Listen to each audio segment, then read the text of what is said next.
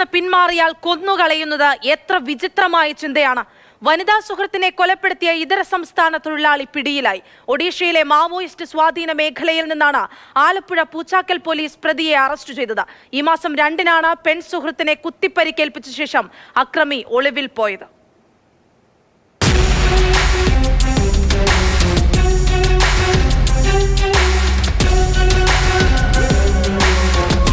ഒഡീഷ സ്വദേശിയായ ഋതിക സാഹുവിന് ഈ മാസം 2-ാം തീയതി പുലർച്ചെയാണ് കുത്തേറ്റത്.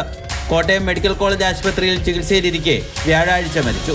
ഋതികയുടെ സുഹൃത്ത് സാമുവേൽ രൂപമതിയാണ് പ്രതിയെന്ന് തിരിച്ചറിഞ്ഞെങ്കിലും ഇയാൾ നാടുവിട്ടിരുന്നു. സാമുവേലിനെ തേടി പൂച്ചാക്കൽ പോലീസ് ഒഡീഷയിലെത്തി. മാവോയിസ്റ്റ് സ്വാധീന മേഖലയിൽ ഒളിവിൽ കഴിയുകയായിരുന്ന പ്രതിയെ പിടികൂടി. ഇവർ 4 വർഷമായി പ്രണയത്തിലായിരുന്നു. ഇവർ ഒരുമിച്ച് താമസിക്കുന്നതിന് മുന്നുള്ള കുറച്ച് കാലം, ഒരു 8 ദിവസം മുമ്പേ ഇവരവിടെ നിന്ന് ഒരുമിച്ച് താമസിച്ചുകൊണ്ടിരുന്ന ചങ്ങരംകുളം എന്നുള്ള സ്ഥലത്തുനിന്ന് മാറിയിട്ടാണ് ഇവർ അരൂർ വരുന്നത്. അപ്പോൾ അതിന് പ്രധാനപ്പെട്ട കാരണം പ്രതിയായ സാമുവലിന് നാട്ടിൽ വേറെ ഭാര്യയും മക്കളും ഉണ്ട്.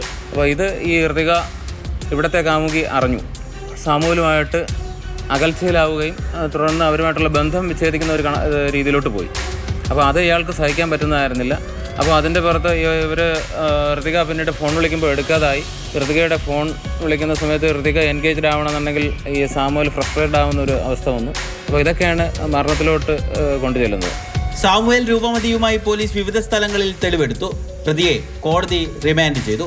ഋതിക സാഹുവിന്റെ മൃതദേഹം കഴിഞ്ഞ ദിവസം ബന്ധുക്കൾ ഏറ്റുവാങ്ങി ജന്മനാടായ ഒഡീഷയിലേക്ക് കൊണ്ടുപോയി.